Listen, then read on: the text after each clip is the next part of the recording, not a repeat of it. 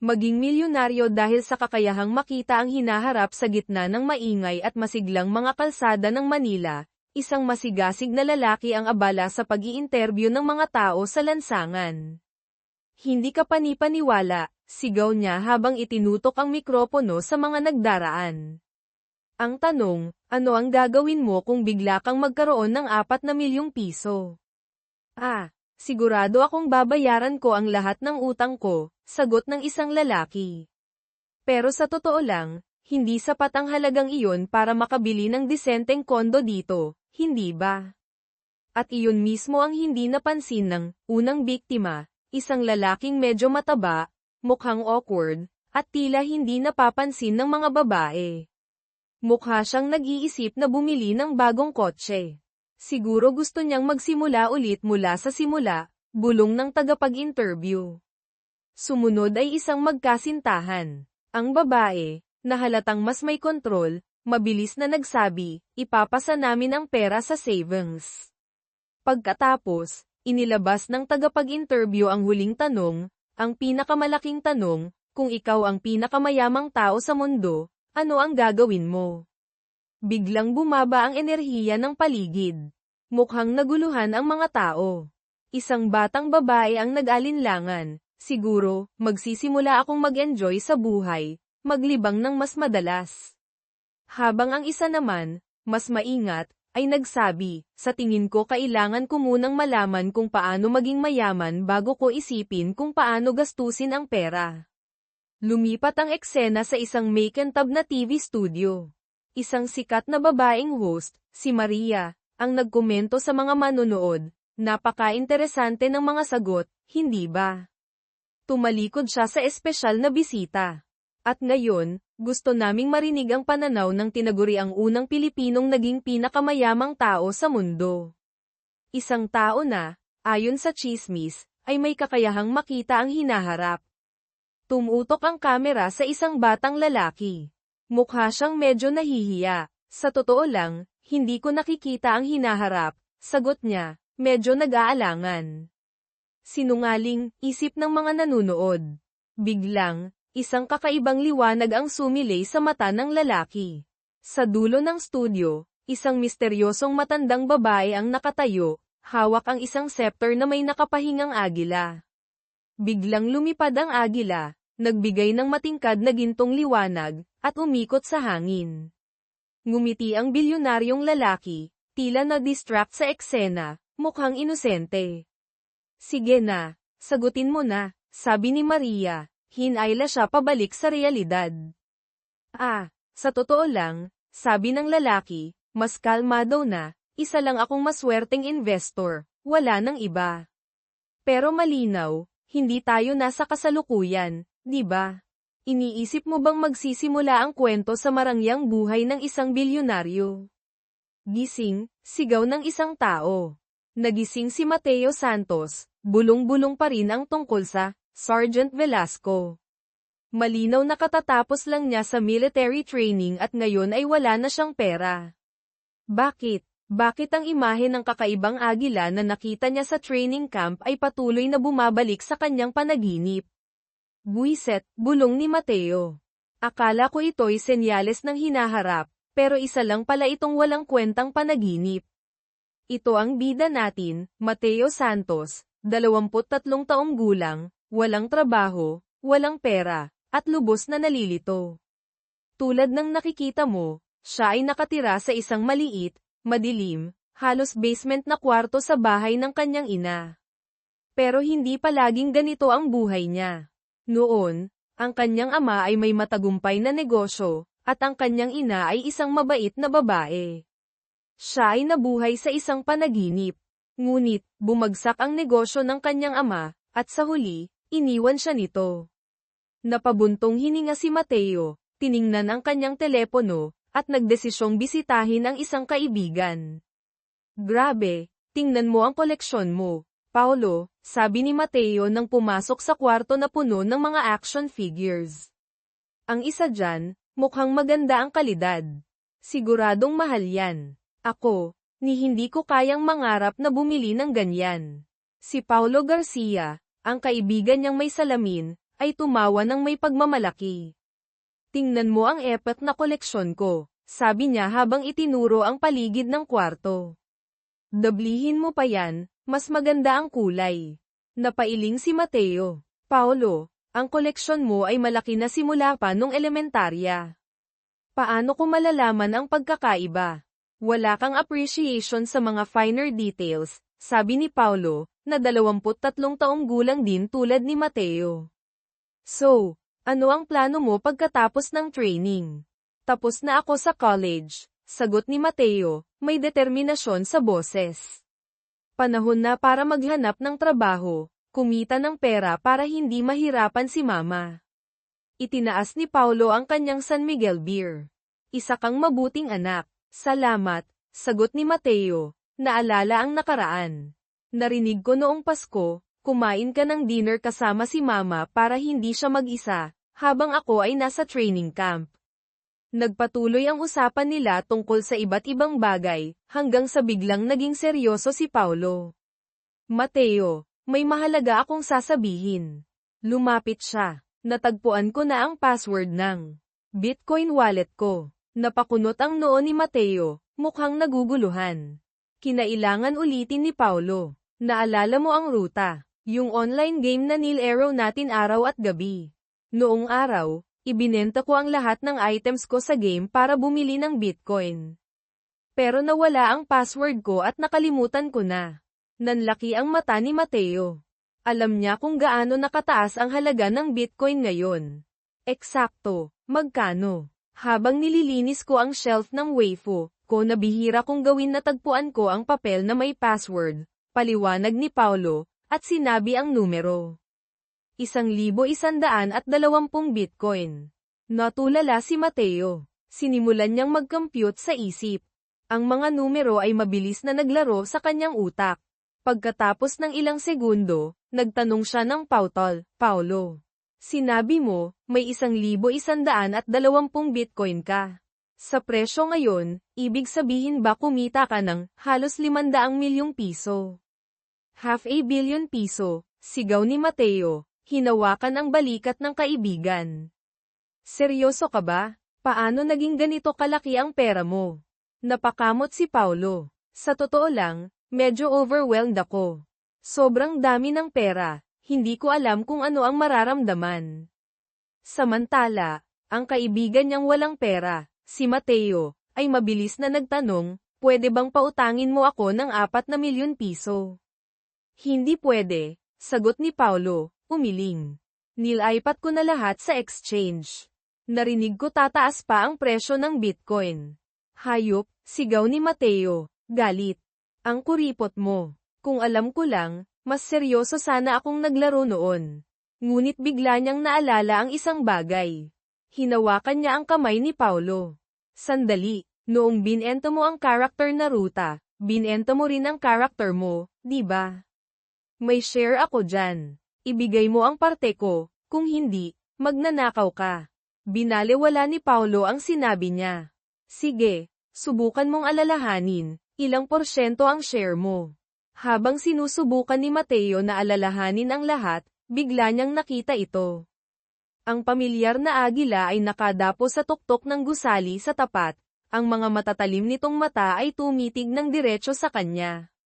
Bumilis ang tibok ng kanyang puso. Ito ang parehong nilalang na lumitaw sa kanyang panaginip. Ang agila ay pumagaspas ng mga pakpak, mabilis na lumipad papunta sa kanya, dumaan sa bukas na bintana, at umikot sa itaas ng ulo ni Mateo. Ang mga gintong apoy na iniwan nito sa hangin ay unti-unting nagtipon, bumuo ng kumikislap na mga salita. Bakit parang ang weird ng mukha mo? Tanong ni Paolo, napansin ang tila nawawala sa sarili niyang kaibigan. Paolo, tanong ni Mateo nang may kaba, alam mo ba ang tungkol sa isang kumpanya na tinatawag na Mountain Hill? Naguluhan si Paolo. Oo naman. Iyan ang pangalan ng trading platform kung saan ko iniimbak ang pera ko. Ang mga kumikislap na salita ay malinaw na lumitaw sa isipan ni Mateo, Mountain Hill malapit nang bumagsak. Nagsimulang mag-flashback si Mateo. Ang ganitong mga pangyayari ay nangyari rin noong nasa military training siya. Hindi ito ilusyon. Posibleng isa itong tunay na kakayahan. Tumingin siya ng diretso sa mga mata ni Paulo, ang boses niya'y puno ng determinasyon. Paulo, makinig ka. Kailangan mong ibenta ang lahat ng Bitcoin mo. Ngayon na. Nag-atubili si Paulo, hindi maintindihan kung bakit biglang naging ganoon ka-agresibo si Mateo. Ngunit iginigiit ni Mateo, ang boses niya'y puno ng urgency, kahit isang segundo pang pag-aantala ay sobrang delikado. Ibenta mo na agad. Napako ang tingin ni Paulo kay Mateo, sinusubukang intindihin ang mukha nitong seryoso. Sa huli, napabuntong hininga si Paulo at sumuko. Sige na, sige na. Ibebenta ko na. Dagdag pa niya, nakipag-ugnayan na rin ako sa ate ko para maayos ang account ko, kaya walang problema. Pero pagkatapos nito, kailangan mong ipaliwanag ng maayos ang lahat. Tumango si Mateo, ngunit ang isip niya ay naguguluhan pa rin sa tanong kung bakit paulit-ulit na nagpapakita ang agila. Ang babala tungkol sa pagbagsak ng trading platform ay tila may low-ika, pero biglang napasigaw si Paulo, ang mga mata niya'y nakatitig sa screen. Grabe, bumagsak ang server ng platform. Agad na nagtanong si Mateo, ang puso niya'y kumakabog. Paano ang Bitcoin mo? Sa awa ng Diyos, huminga ng malalim si Paulo, halatang natatakot pa rin. Naibenta ko na lahat, ilang segundo bago tuluyang bumagsak ang lahat. Sinubukan niyang pakalmayan ang sarili. Tingnan ko muna, baka maintenance lang ito ng server. Samantala, mas nakatuon si Mateo sa tanong kung bakit ang lahat ng ito ay nangyari kasabay ng paglitaw ng agila. Biglang napasigaw si Paulo, halos mawalan ng ulirat. Diyos ko, bumalik na ang server, pero lahat ng account ay walang laman. Nagkagulo online. Ang internet ay puno ng kaguluhan. Napatingin si Paulo kay Mateo, ang mukha niya'y puno ng hindi makapaniwala. Paano mo nalaman na mangyayari ito? Halatang hindi alam ni Mateo kung paano ipapaliwanag ang lahat. Patuloy na nagtatanong si Paulo, litong-lito at gulat na gulat. Sa wakas, mahina niyang sinabi, siguro, may kakayahan akong makita ang hinaharap. Wow! Sinabi niya talaga iyon ng direkta sa kaibigan niya. Mukhang hindi siya marunong magtago ng sikreto, pero sige na nga, patawarin natin siya. Sa huli, ang kaibigan niya naman ay halos magbigay na ng kalahating bilyong piso sa kanya, kaya okay lang siguro. Flashback, 1 taon ang nakalipas sa training battalion 10, sa gitna ng isang mortar firing exercise. Santos, huwag kang lutang. Mag-focus ka, sigaw ng isang sergeant. Tila wala sa sarili, mahina niyang sagot, opo, sergeant. Ngunit biglang, ang pamilyar na agila ay muling nagpakita sa itaas. Napakaliwanag nito, napakahari, at tila hindi isang ordinaryong ibon. Minsan pa, lumipad ito ng mabilis sa ibabaw niya. Nang sabihin niya ito sa mga kasamahan niya, lahat sila'y tumingin sa kanya na parang baliw siya.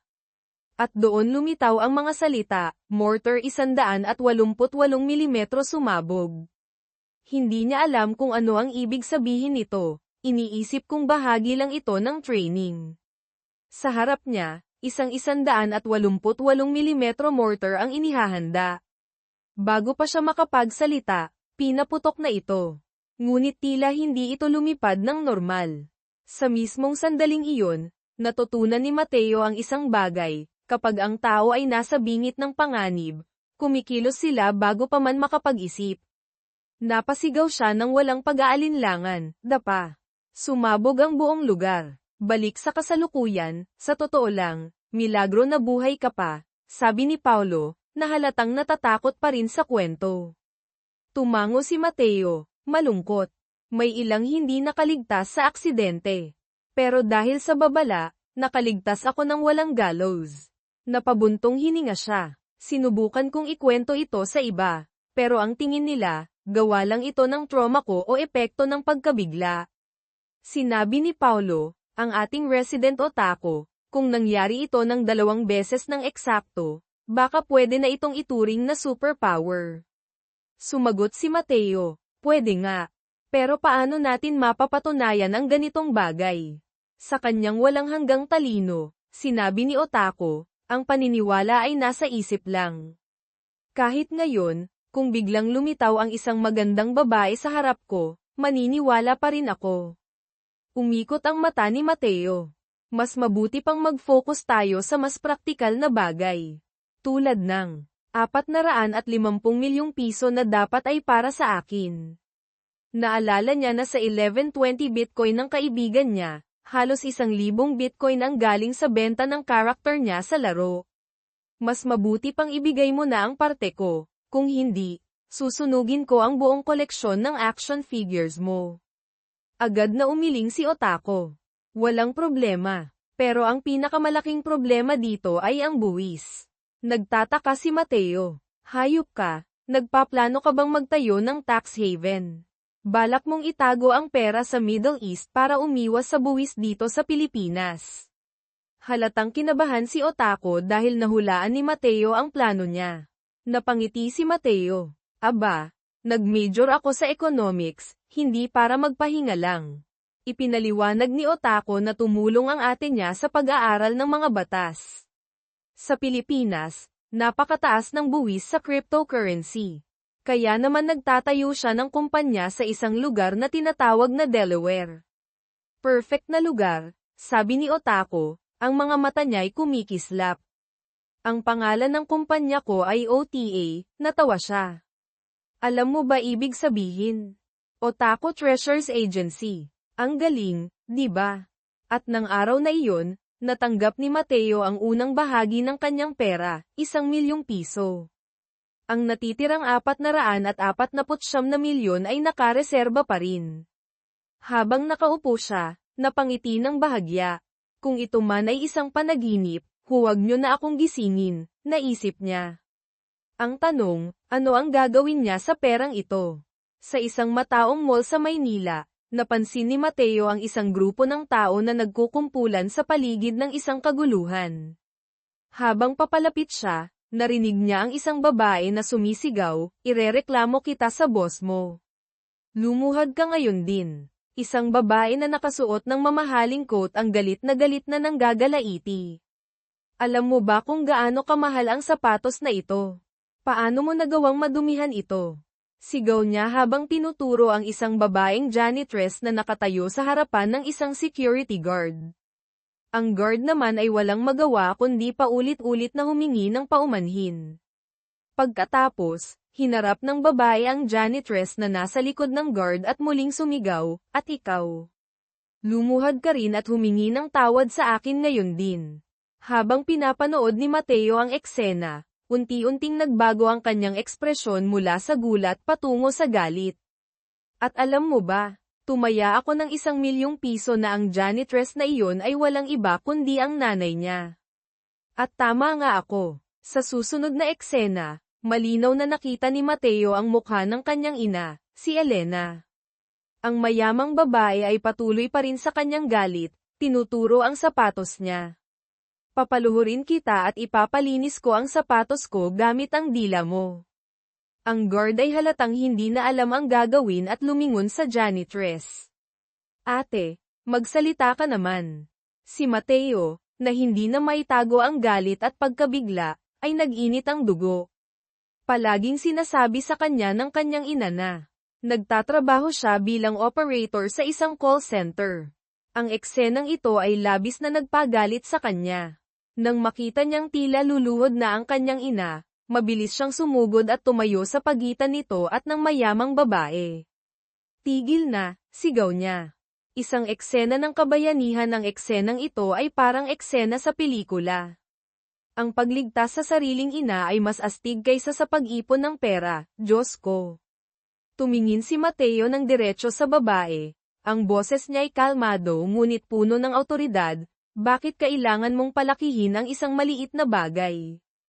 At bakit mo kailangang pilitin ang iba na lumuhad?" Si Elena, ang ina ni Mateo, ay bahagyang tumingin sa ibang direksyon, halatang nahihiya. Ang mayamang babae naman ay nakapamewang, at ang boses niya ay puno ng yabang. "Anak ka ba ng babaeng ito?" "Oo, ako ang anak niya," Sagot ni Mateo nang walang alinlangan. Ngunit biglang bumaliktad ang sitwasyon. Si Elena mismo ang nagsabi, hindi.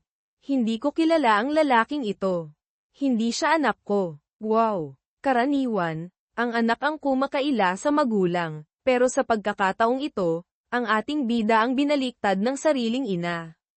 Tumingin si Mateo sa kanyang ina, ang boses niya'y banayad ngunit puno ng determinasyon.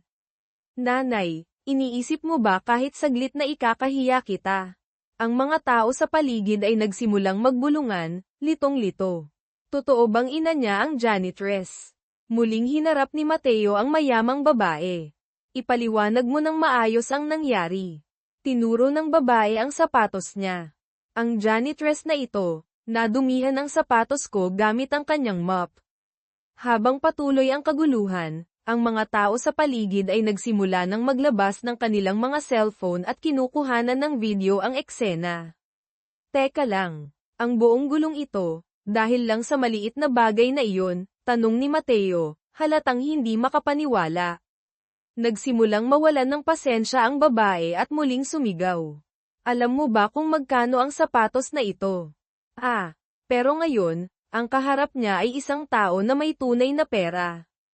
Kalmado si Mateo habang inilabas ang isang bungkos ng pera na nagkakahalaga ng 30,000 piso at inilapag ito sa mesa. Kunin mo ito at umalis ka.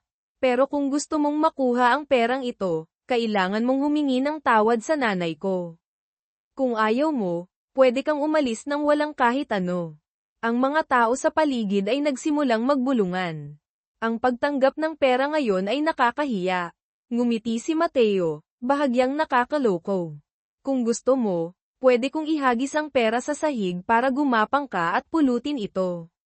Lubos na naguluhan at napahiya, ang babae ay napilitang humingi ng tawad, kahit na halatang labag sa kalooban niya. Habang nagmamasid sa paligid, tila sinisigurado niyang walang masyadong nakakakita. Pagkatapos niyang magsalita, mabilis niyang inagaw ang pera mula kay Mateo at sinimulang bilangin ito. Ngunit hindi pa tapos si Mateo. Tawagin mo ang manager mo, sabi niya, ang boses niya ay malamig. Pagkatapos, hinarap niya ang babae. Mas mabuti pa siguro kung umuwi ka ng nakapaa, dahil binili ko na ang sapatos na suot mo. Kung hindi mo ito ibibigay, tatawag ako ng pulis at sasabihin kong nagnakaw ka. Napako ang babae, ang mukha niya'y halatang naghalo ang pagkagulat at galit. Hindi na siya pinansin ni Mateo at ay nalalayan ang kanyang ina palabas. Ang babae naman ay patuloy pa ring nagdadaldal sa likuran nila. Hoy, huwag kang madamo. Hindi mo naman isusuot ang sapatos na ito, hindi ba? Ngumiti si Mateo at bahagyang tumango. Oo naman. Hindi ko ito isusuot. Dadalhin ko ito sa bahay at itatapon sa basurahan. Nagsimula nang magwala ang babae, at nagkaroon ng kaunting kaguluhan. Sa labas ng mall, anak, dapat bumalik ka at ayusin ang gulo, sabi ni Elena, halatang nag-aalala. Sinubukan niyang kumbinsihin si Mateo, ngunit niyakap lang siya ng anak. Ayos na ang lahat, nanay, sabi ni Mateo, ang boses niya'y puno ng pagmamahal. Mas nag-aalala ako kung bakit parang ang payat-payat niyo na. Inakala ni Elena na naaawa ang anak niya sa kanya dahil sa trabaho. Panandalian lang ito, anak. Mula ngayon, hindi mo na kailangang magtrabaho pa, putol ni Mateo. Simula ngayon, ako na ang bahala sa lahat ng pangangailangan mo. Nagliwanag ang mukha ni Elena, puno ng kasiyahan. Ang anak ko, napakalaki na talaga. Tinitigan niya ang anak ng may pagmamahal. Pero, saan ka nakakuha ng pera? Ibinenta ko lang ang gaming account ko kasama ang kaibigan kong si Paulo, nanay. Biglang tumunog ang telepono ni Mateo, na tila hudyat ng panibagong kabanata sa kanilang buhay. Isang tagpo ng hinaharap, OPEC MAGBABAWAS ng gastos sa produksyon na pansin ni Kiara ang tila kawalang laman sa tingin ni Mateo at nagtanong, ayos ka lang ba? Nagulat si Mateo at tila natauhan. Medyo nawawala lang sa isip ko saglit. Pagkatapos, sinabi ni Kiara, palaging bantayan mo si Paulo, Ha? Alam mo naman kung gaano siya kawalang silbi minsan. Napangiti si Mateo at tumawa ng bahagya. Pagkatapos ay nagtanong siya, tungkol saan ba ang pulong na ito, ate? Ipinaliwanag ni Kiara, pinag-uusapan nila ang pagbawas ng gastos sa produksyon. Si Paulo, tulad ng karamihan sa atin, ay walang ideya kung ano ang ibig sabihin nito. Napilitang magpaliwanag pa si Kiara. Sa mundo ng pananalapi, ang mga tao ay umaasa sa stock market at iba pang mga asset. Pero para sa mga kumpanyang pisikal tulad ng OPEC, ang lahat ng pera nila ay nakasalalay sa langis at ginto.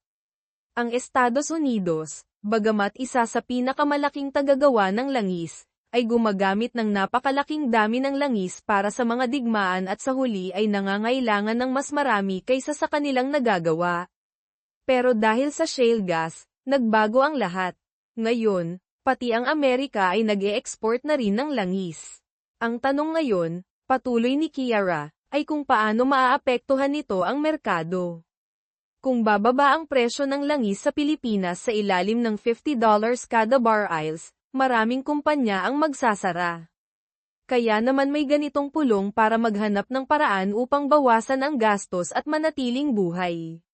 Sa kasalukuyan, ang presyo ng isang barrels ng langis ay nasa $60 na, at hirap na sila. Tinanong ni Mateo kung ano ang mangyayari kung magtagumpay ang kasunduan. Ipinaliwanag ni Kiara, kung mangyari iyon, tataas ng husto ang presyo ng langis, at lahat ng nasa industriya ay magdiriwang. Napailing siya, maliban na lang sa mga ordinaryong tao. Ang mga tunay na masaya lang ay ang mga bilyonaryong gaaman na iyon. Sinulyapan niya si Mateo. Bakit bigla kang interesado sa usaping ito? Umiling si Mateo at ngumiti ng bahagya. Wala naman, ate. Na-curious lang ako. Sumasang-ayon ako, sabi ni Kiara, pero ang mga forecast ay mukhang hindi pabor. Sa loob ng kotse ni Paulo habang naipit sa traffic sa loob ng kotse ni Paulo na puno ng sticker ng mga waifu, nag-isip si Mateo kung bakit lumitaw ang mensaheng iyon. Kung alam niyang tataas ang presyo ng langis, maaari siyang bumili ng maraming barrels ngayon at ibenta ito sa mas mataas na presyo sa hinaharap. Tila baliw ang ideya, pero naipakita na niya ang kakayahang hulaan ang mga pangyayari tulad ng pagsabog ng mortar at pagbagsak ng mountain hill. Ang tanong ngayon ay magkano ang dapat niyang i-invest.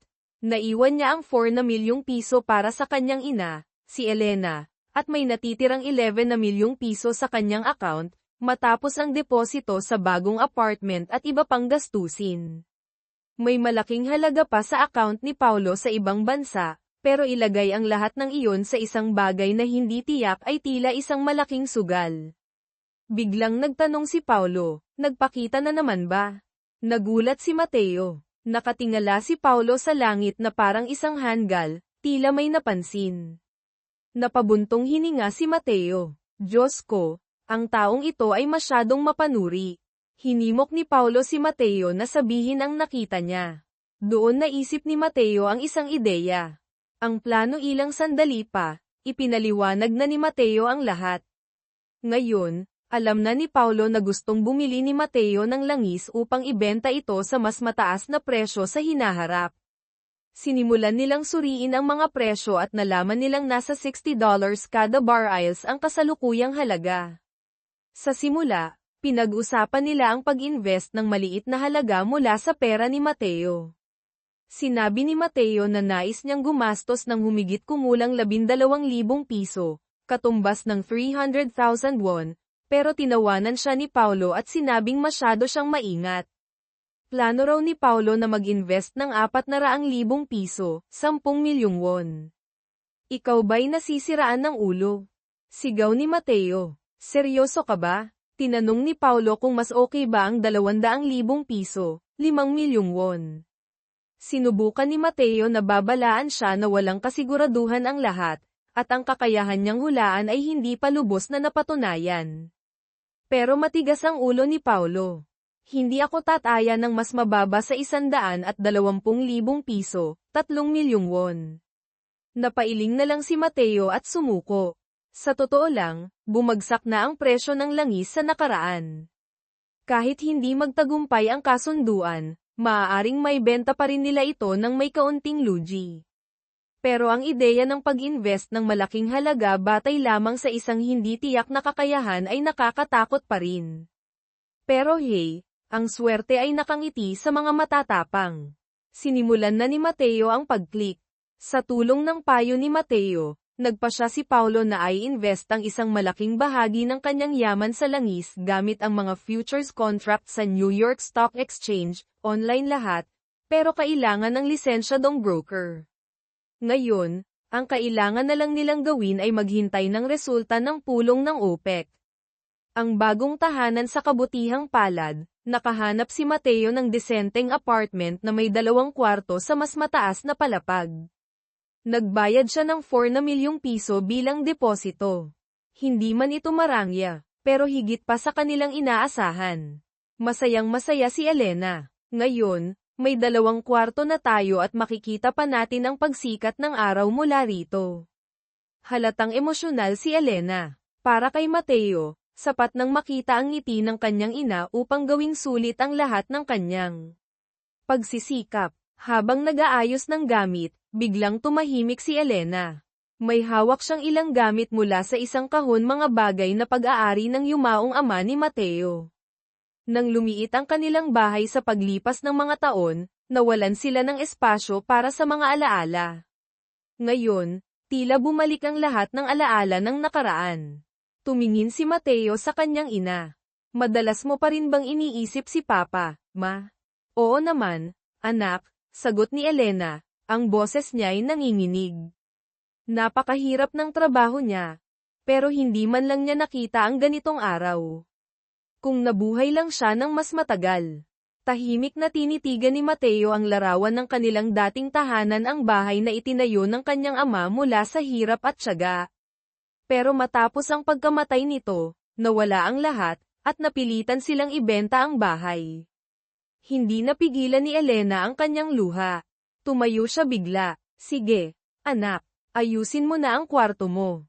Magpapahinga lang ako saglit. Habang tinitingnan ang kanilang bagong kusina, napansin ni Mateo na kailangan nilang bumili ng mga bagong gamit. Nakita rin niyang hirap na hirap ang kanyang ina sa pagbubuhat ng mabibigat na kahon. Agad niyang sinabi, huwag na po kayong magbuhat, Maria. Ako na ang bahala. Inabot niya ang isang bank card sa kanyang ina.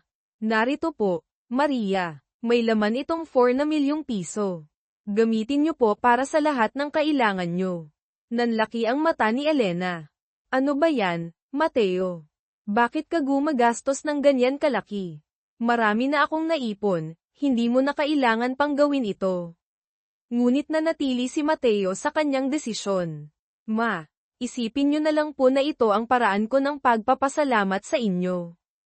Ang huling pagsusugal matapos bayaran ang apartment, bigyan ng pera ang kanyang ina, at ayusin ang lahat ng kailangan. Natira kay Mateo ang humigit kumulang 11 na milyong piso. Sa teorya, sapat na ito para hindi siya mag-alala sa mga gastusin sa loob ng ilang taon. Pero mukhang hindi kontento ang ating bagong investor na manatili lamang sa ganoong estado. Sa isang banda, ang kanilang hinaharap ay nakasalalay sa resulta ng pulong ng OPEC. Sa kabilang banda, ang tanong ay, tama ba ang desisyon nilang sumugal?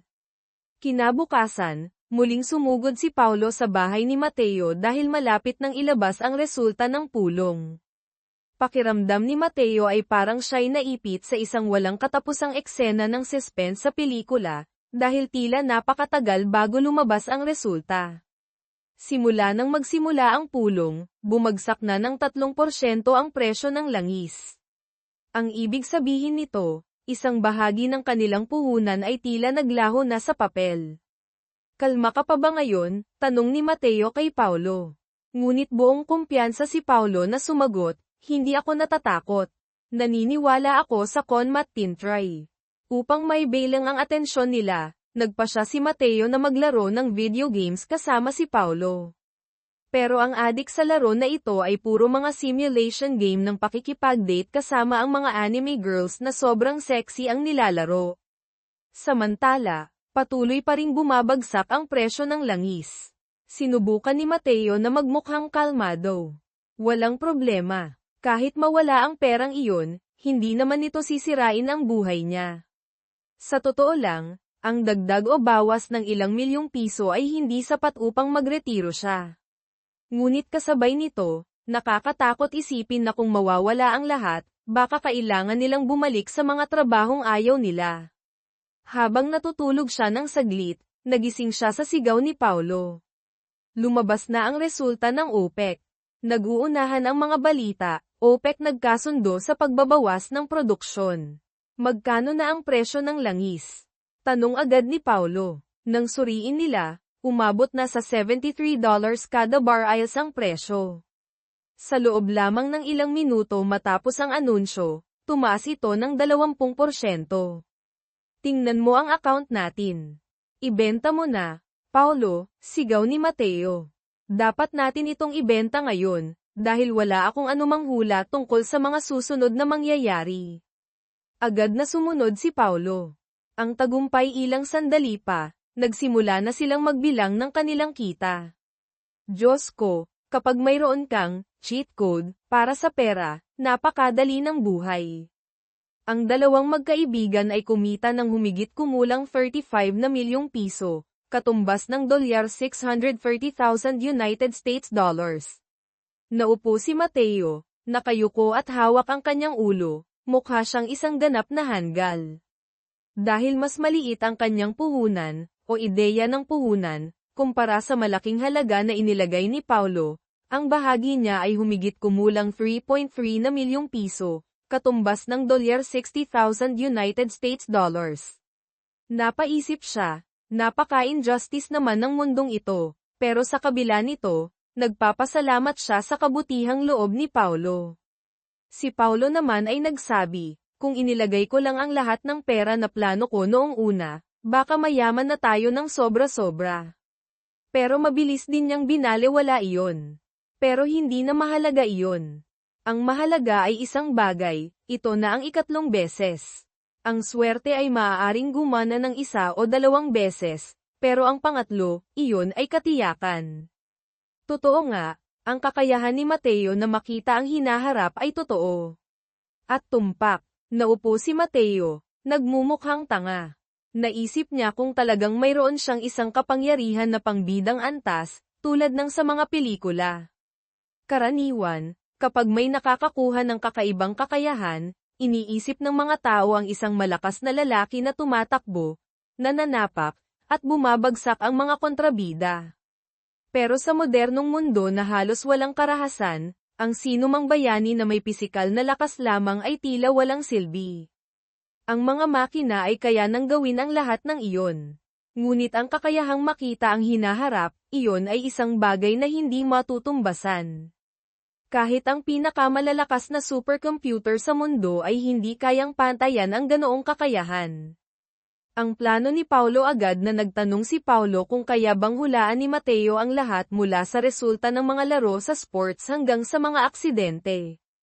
Kung talagang gumagana ang kakayahan niya ng ganoon, talagang nakakabaliw ito. Ngunit mas interesado si Mateo na alamin kung kailan ito nagsimula at bakit ito nangyari. Kahit si Paulo, na kadalasang parang hanggal, ay may punto. Nagsimula ang lahat sa insidente ng mortar, noong halos mamatay siya. Ipinapakita nito na ang kakayahan niya ay tila na trigger lamang sa mga sitwasyong pangkrisis. Malinaw na iniisip ni Paulo na gamitin ito bilang isang safety net halimbawa, kung mawawala na lahat sa kanya, baka biglang lumabas ang maliit na agila upang sagipin siya. Ang layunin ngayon ay alamin kung bakit ito lumitaw sa una at kung paano ito muling lilito. Habang pinag-uusapan nila ito, binanggit ni Paulo na ang unang pagkakataon na lumitaw ang kakayahan ni Mateo ay sa Bitcoin, at ang pangalawa ay sa usapan nila ng kanyang ate na si Kiara. Kung susuriin ang dalawang insidenteng iyon, maaaring gumagana lamang ang kapangyarihan ni Mateo sa mga sitwasyong may kinalaman sa pananalapi. Nakaramdam ng pagkalito si Mateo, lalo na dahil sa insidente ng mortar. Sinabi ni Paulo na maaaring may maliit na eksepsyon, mga sitwasyong may kinalaman sa buhay at kamatayan. Bigla, Napaisip si Paulo at tinanong kung ano ang nangyari matapos ang insidente ng mortar. Ipinaliwanag ni Mateo na naging malaking iskandalo ito dahil ang aksidente ay dulot ng korupsyon at mababang kalidad ng mga materyales. Ang mga kumpanyang nagsupply ng mga materyales ay bumagsak ng husto ang halaga ng kanilang mga stocks sa merkado. Itinuro ni Paulo na, sa isang paraan, hindi lang ito tungkol sa buhay ni Mateo kundi pati na rin sa pananalapi. Sumang-ayon si Mateo, may punto nga. Sa mundong ito, halos lahat ng bagay ay direktang o di-direktang konektado sa pera. Ang alok ni Paulo ilang sandali pa, inilabas na ni Paulo ang alok na pareho nilang alam na darating. Gagamitin ni Mateo ang kanyang kakayahan upang makita ang hinaharap, at si Paulo ang magbibigay ng lahat ng kapital na kailangan nila para sa mga pamumuhunan. Sa tingin ni Mateo, ito ay isang solidong kasunduan. Sa huli, ang maliit na puhunan niya ay walang laban sa napakalaking kapasidad ni Paulo. Bukod pa rito, hindi niya alam kung hanggang kailan tatagal ang kakayahan niya. Baka ito na ang huling pagkakataon na magamit niya ito.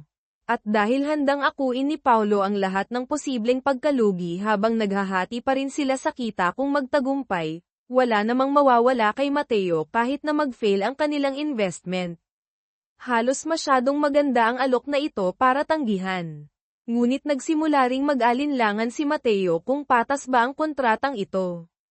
Bagaman mukhang okay, may malaking problema, kahit totoo ang kakayahan niya. Walang kasiguraduhan na ang lahat ng nakikita niya ay 100% tama. Habang binabanggit ni Mateo ang kanyang mga pag-aalinlangan, hindi na nakikinig si Paulo. Punong-puno ng kasabikan dahil sa kasakiman, sinabi lamang niya sa kaibigan na tumigil na sa pagdududa.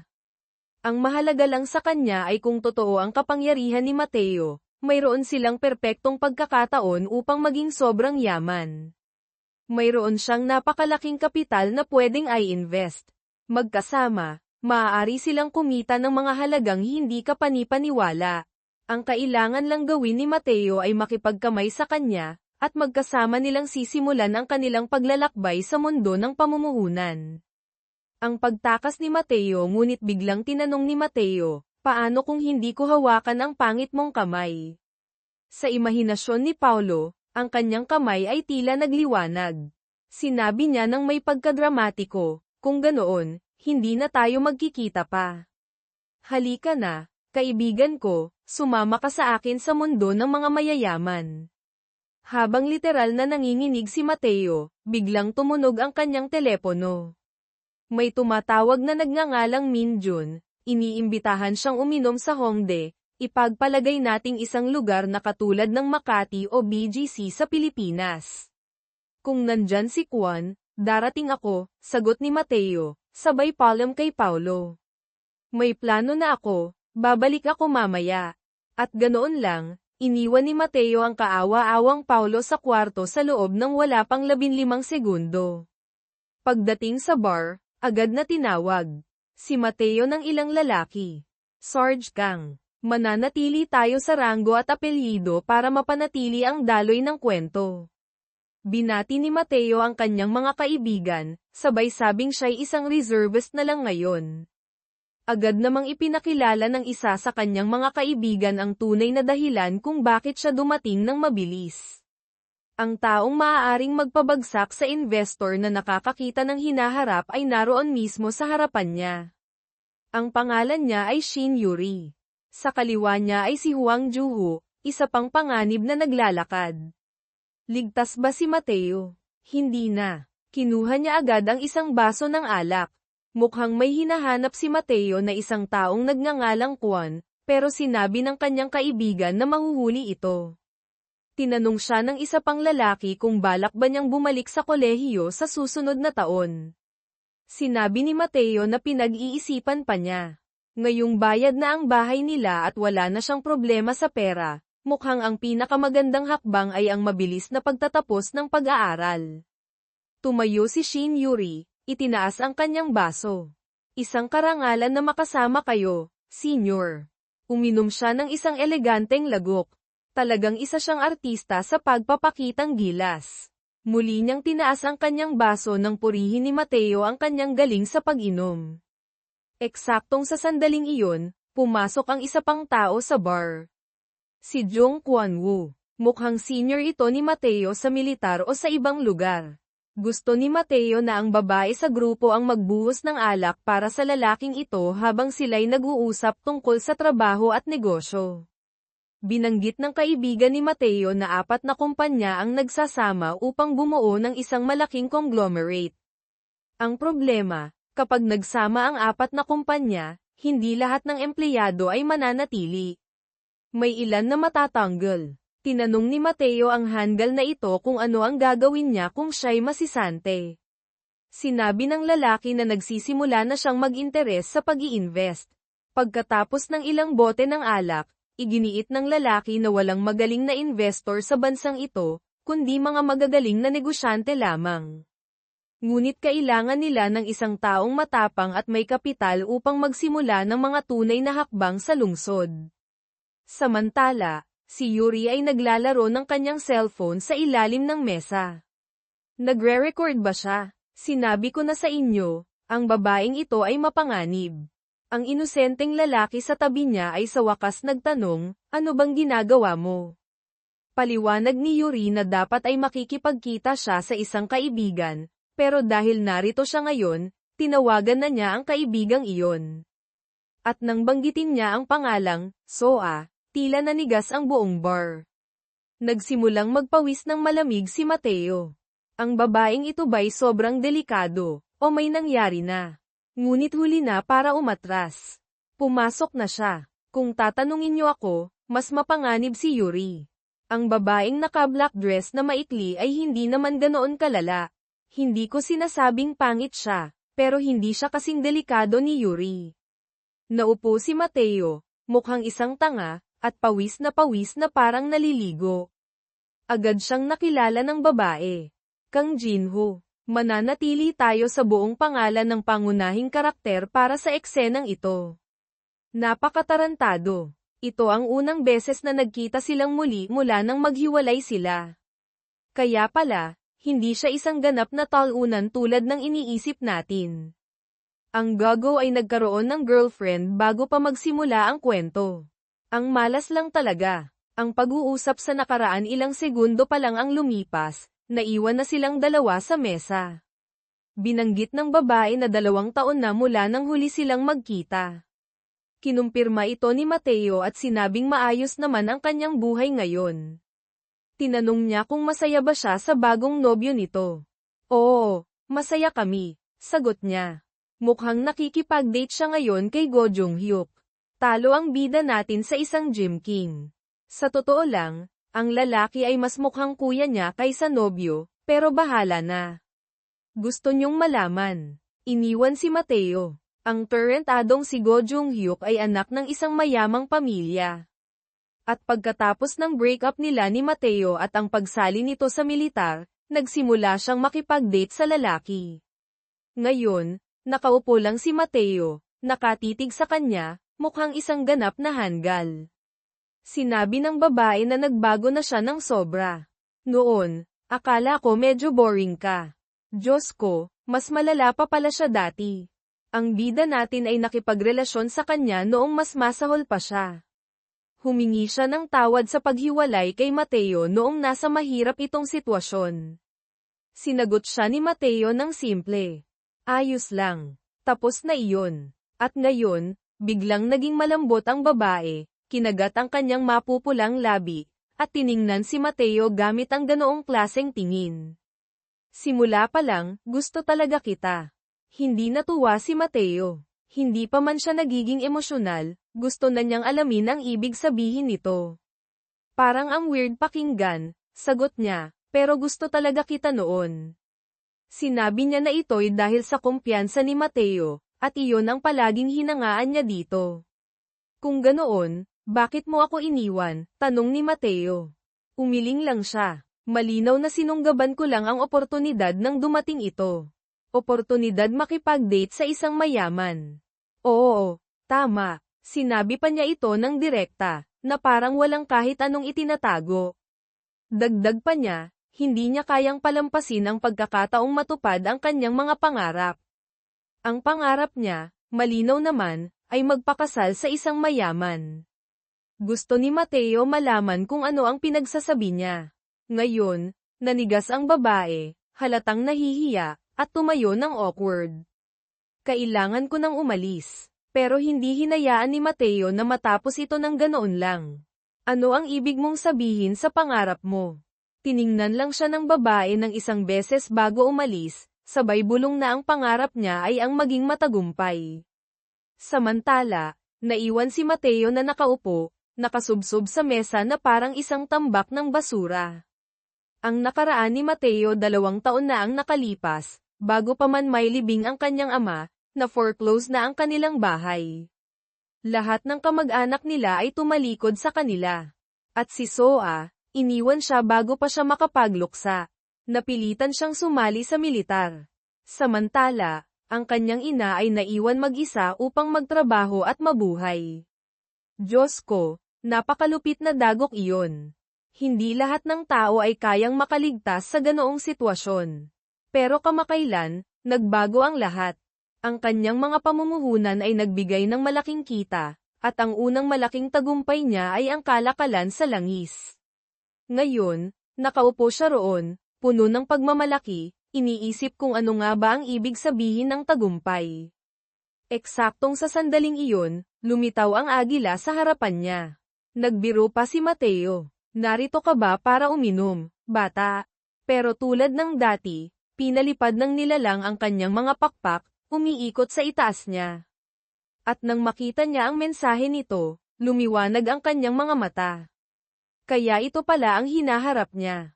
At syempre, ang tarantadong manunulat ay hindi sasabihin sa atin kung ano ang nakasulat. Pero batay sa reaksyon niya, mukhang magandang balita ito. Ang susunod na nangyari ay nagising si Mateo sa bahay ni Paulo, sabay gising sa kaibigan niya, sumisigaw tungkol sa isang mahalagang bagay. Lasing pa si Paulo, at pabagsak na tanong, ano bang gusto mo?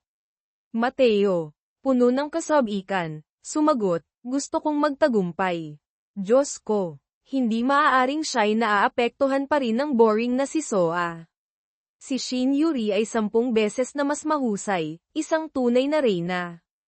Ang umaga ng hangover dumating ang umaga, at ang hangover ay bumagsak sa kanya. Kaya nga sinasabi nila, ang pag-inom ng alak ay parang pagnanakaw ng kaligayahan mula sa kinabukasan mo. Mga bata, huwag kayong uminom ng alak. Si Paulo, bilang isang tunay na kaibigan, ay palaging naghahanda ng burger para sa kanya upang matulungan siyang makabawi. Diyos ko, ganito ba ang diet ng mga Amerikano? Siyempre, gusto ni Paulo malaman kung ano ang nangyari kagabi. Mateo, na mukhang walang pakialam, ay sumagot, hindi ko na maalala. Pero totoo ba ito? O sobra lang siyang lasing kaya nagka-amnesia? Agad siyang tinukso ni Paulo. Umuwi ka kagabi na sobrang excited, sigaw ng sigaw na may nakita kang mahalagang bagay. Napabuntong hininga si Mateo. Sige, ipapaliwanag ko. Tinanong niya si Paulo, nakapag-invest ka na ba kahit minsan? Paulo, na tila walang alam sa mundo ng investment, ay sumagot ng pabiro, syempre hindi pa. Sa kabilang banda, si Mateo ay nag-aral ng finance sa kolehiyo at sumali sa mga investment group. Pero noong nagsimula siyang mag-invest sa aktwal, mayroon lang siyang 40,000 peso, 1,000,000 won, bilang panimulang puhunan, at halos lahat ng iyon ay nawala. Sa madaling salita, sa bawat investment niya, nalulugi siya ng 50%. Tinitigan siya ni Paulo, halatang dismayado. So, nag-aral ka ng lahat ng iyon para lang walang matutunan. 1 taon pa lang akong nag-i-invest, paliwanag ni Mateo. Kailangan ng oras para gumaling. Ang puhunan at ang diskarte pinagsama nila ang kanilang pera at natuklasan na mayroon silang humigit kumulang 520 milyong peso, 13 bilyong won, mula sa kita ni Paulo sa Bitcoin. Alam ni Mateo na ito ay mas maraming pera kaysa sa nakikita ng karamihan sa kanilang buong buhay. Ang problema, sa mundo ng investment, mahalaga ang laki ng kapital mo. Kung mayroon kang 400,000 peso, 10 milyong won, para kumita ng 4 na milyong peso, 100 milyong won, kailangan mo ng 1,000% na return.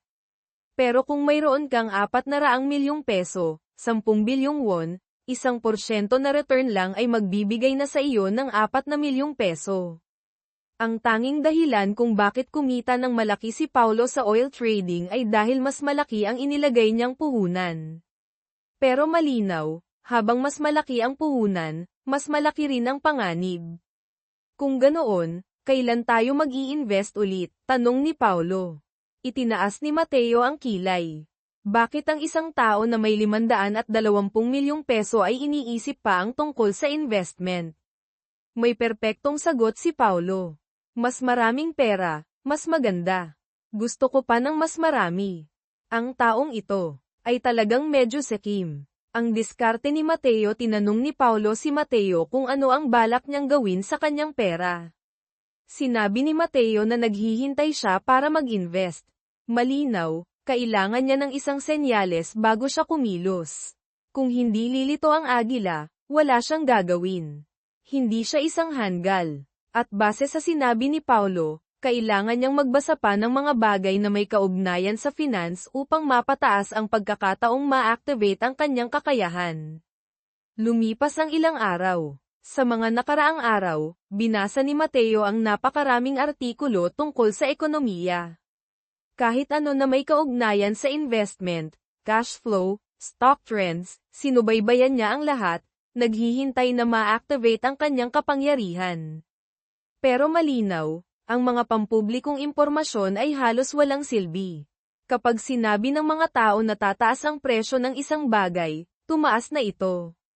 At kapag sinabi nilang bababa ito, bumaba na ito. Sa madaling salita, walang benepisyo ang makukuha mo rito. Ang problema ni Mateo ngayon, may bagong problema si Mateo, matapos ang ilang araw, wala pa ring na-activate. Nalilito pa rin ako. Totoo bang walang nangyari noong gabing iyon sa bar? May nakita ba siya pero nakalimutan? Ano bang nangyari? Ito ang tanong ng narrator, reader. Nagsuggest si Paulo na marahil panahon na para gumawa sila ng kontrata upang hatiin ang lahat sa 50-50ths. Nagkasundo sila at pumirma ng kontrata. Sana binasa ni Mateo ng maayos ang lahat ng maliliit na detalye. Ang tawag ni Yuri, handa sanang lumabas si Mateo para bumili ng kape, pero sinabi ni Paulo na wala na silang kape sa bahay. Sabay, tumunog ang telepono ni Mateo. Sa kabilang linya, may narinig siyang boses ng isang babae. Ito ba si Jinho? Mananatili tayo sa orihinal na pangalan para sa eksenang ito. Oo, sagot niya. Diyos ko, siya ito, si Shin Yuri, ang reyna. Agad na naalala ni Mateo ang babae, ang bombshell na may orange na buhok sa bar. Anong meron, mahal? Tanong niya, may tono ng panunuyo. Sinabi ni Yuri na gusto niyang imbitahan si Mateo sa isang Starbucks para magkape. Ang lugar ay mukhang medyo underground o deep web, parang isang lugar na hindi pangkaraniwan. Ang pag-uusap sa Starbucks. Pagdating ni Mateo, tumayo si Yuri, mukhang excited, at pinaupo siya sa tapat niya. Okay, binigyan ko ng dagdag na detalye ang eksena ng upuan sa aktwal, pinaupo siya sa tapat. Nagpasalamat si Yuri sa pagpunta niya kahit biglaan ang tawag. Sinabi ni Mateo na walang problema dahil malapit lang siya sa bahay ng isang kaibigan. Napansin ni Yuri na tinititigan siya ni Mateo. Bakit mo ako tinitingnan ng ganyan? Tanong ni Yuri. Ngumiti si Mateo. Para kang isang K-pop idol na mahilig mag-cover ng dance. Inayos ni Yuri ang kanyang buhok, medyo nag-aalangan. Ibig mong sabihin, maganda ako. Nagpatuloy ang kanilang usapan, at nalaman ni Mateo na si Yuri ay taga Cheongdam-dong, isang lugar ng mayayaman sa Seoul. Mananatili tayo sa orihinal na pangalan para sa konteksto. Ibig sabihin, sobrang yaman siya. Sa pagiging prangka ni Mateo, tinanong niya, bakit mo ako tinawagan? Sinabi ni Yuri na gusto niyang humingi ng tawad dahil tinawag niya si Soa noong gabing iyon. Hindi niya alam na si Soa ay ex-girlfriend ni Mateo. Humingi rin ng tawad si Mateo, sinasabing alam niyang hindi sinasadya ni Yuri. Ang hiling ni Yuri pagkatapos, tinanong ni Yuri kung balak ni Mateo bumalik sa kolehiyo sa susunod na semester, ngayong tapos na ang kanyang serbisyo militar. Sinabi ni Mateo na oo. Binanggit ni Yuri na marahil ay magiging magkaklase sila. Mukhang interesante ito. Bigla, sinabi ni Yuri na may gusto siyang ipakiusap kay Mateo. Umupo ng maayos si Mateo, nagtatanong kung bakit bigla siyang nagiging mahiyain. Magpapahayag ba siya ng nararamdaman? Diyos ko, hindi alam ni Mateo kung ano ang sasabihin. Tatanggihan ba niya o tatanggapin? Ang problema, sobrang ganda ni Yuri para tanggihan. Diyos ko, ganito ba talaga ang nangyayari? Pero sa huli, inamin ni Yuri na gusto lang niyang humingi ng tulong sa pagbili ng bagong telepono dahil natatakot siyang maloko. Napagtanto ni Mateo na masyado siyang nag-isip ng malayo. Pumayag siya, pero sinabi niyang hindi siya mahusay pagdating sa gadgets. Ngumiti si Yuri. Basta nandyan ka, sapat na iyon. Sa isip ni Mateo, si Paulo ang perpektong tao para rito.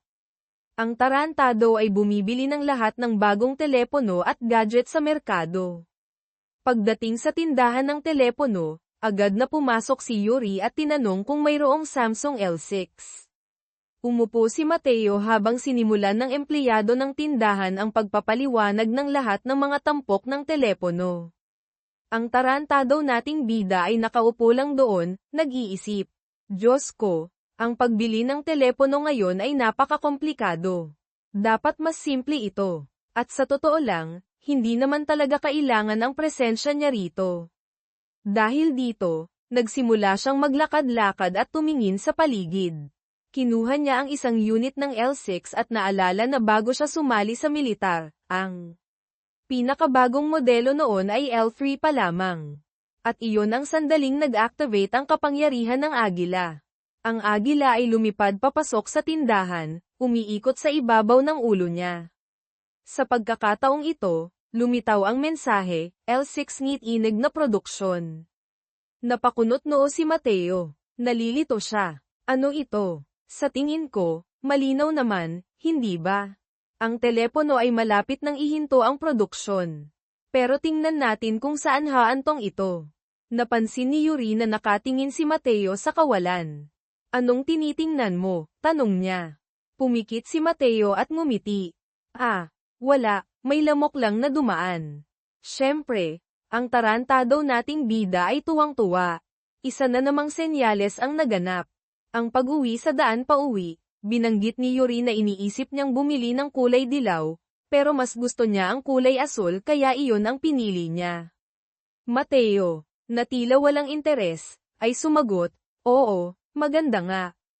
Pero malapit na itong ihinto ang produksyon. Napakunot noo si Yuri.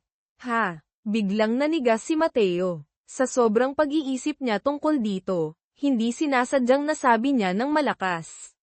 Sa desperadong pagtatakip, bigla niyang sinabi na kailangan niyang umalis dahil may kailangang asikasuhin.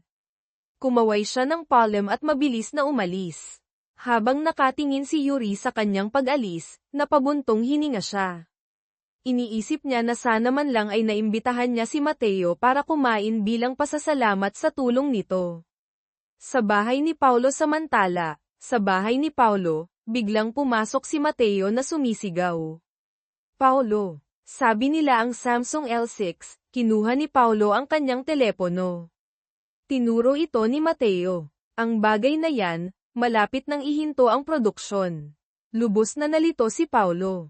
Bakit? Siyempre, hindi alam ni Mateo ang sagot.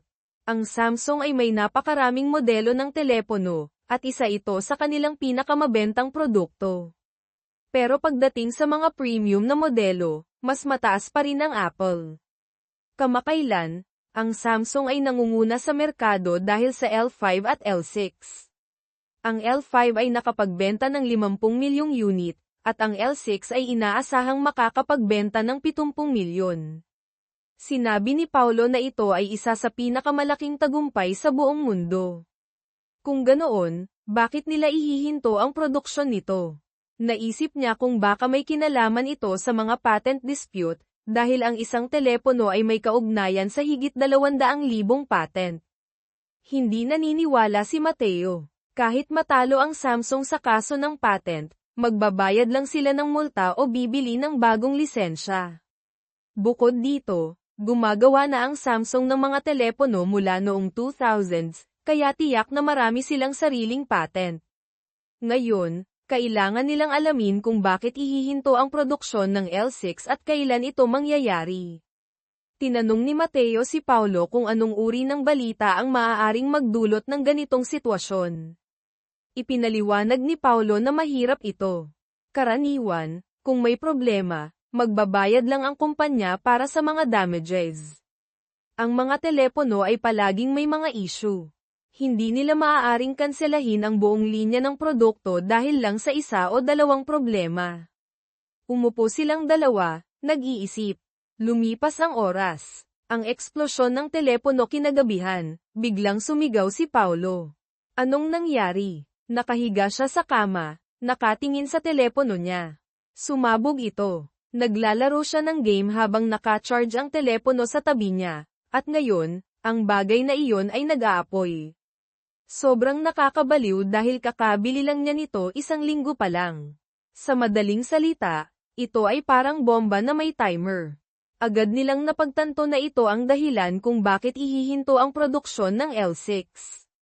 Ang pagkalat ng balita kinabukasan, 3 araw mula nang ilunsad ang telepono, kumalat na ang mga ulat tungkol sa mga L6 na sumasabog. Sinusubukang pababain ng Samsung ang issue, gaya ng dati. Sa teknikal na aspeto, ang isang telepono sa bawat 1 milyon na sumasabog ay itinuturing na normal.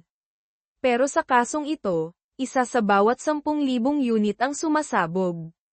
Napakataas ng frequency na ito. At ang nakakapagtaka, ang benta ng telepono ay hindi pa rin naaapektuhan. Masaya si Paulo na sa wakas ay naintindihan nila kung bakit nagkaroon ng senyales si Mateo. Pero si Mateo, may isa pang tanong. Paano tayo kikita mula rito? Mas komplikado ito kaysa sa pagbili ng bar aisles ng langis o pag-withdraw ng pera mula sa account. Kailangan nilang maghintay ng ilang araw upang matukoy ang pinakamahusay na hakbang. Ang short-selling kinabukasan, dumating ang isang kinatawan ng Samsung upang palitan ang telepono ni Paulo. Pero may kondisyon, upang mapalitan ang telepono, hindi maaaring mag-post ang customer tungkol sa insidente sa social media. Mga traidor, bulong ni Paulo. Sinusubukan nilang patahimikin ang publiko. Pero napansin niya na ang kinatawan ng Samsung ay hindi man lang nagulat sa kondisyon ng telepono ni Paulo. Ibig sabihin, madalas itong nangyayari. Ang telepono ay isang bagay na palaging malapit sa tao. Kung ang isang telepono ay hindi ligtas, o mas masahol pa, sumasabog, ito ang katapusan ng produktong iyon. Walang paraan na, may pagpapatuloy ng Samsung ang produksyon nito. Ibig sabihin, malapit na silang makaranas ng